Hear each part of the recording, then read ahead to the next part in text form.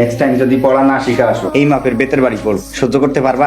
জানি না, কিন্তু নিশ্চিত কেঁদে দিব। কি করবা? পড়বো, যেন বাড়ি না খেতে হয়। তোমার ছাত্রীর আরবি পড়ানো কেমন চলতেছে? মাইয়া কি পড়ায় কোনো ফাঁকি দেয় নাকি? একদম চর্চা করেন, কোনো উন্নতিই নাই। শাসন করো, দরকার হয় বেদ দিয়ে মারবা। ধরেন মারছি।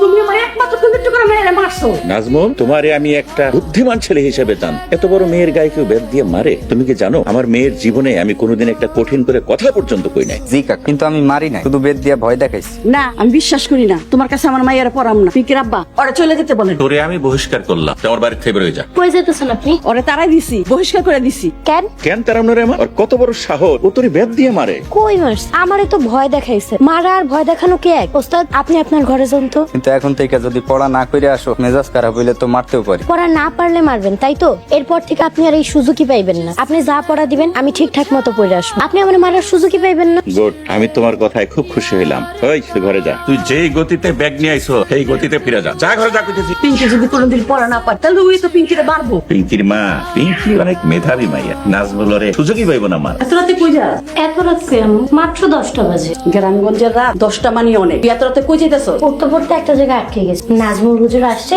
যাই গিয়ে পড়াটা দেখিয়ে আসি। আসসালামু আলাইকুম হুজুর। ওয়ালাইকুম আসসালাম। কেমন আছো পিঙ্কি? আলহামদুলিল্লাহ ভালো আছি। আজকে আপনাকে এত খুশি খুশি লাগছে? তুমি শুনলে অবাক হইবা। আজকে বাড়িতে গেছিলাম, আব্বা আম্মার সাথে বসে ভাত খাইছি। একা একা গিয়ে খেয়ে আসলে আমাকে একবার বলতে পারতেন। তুমি সত্যিই যাইবা? কেন?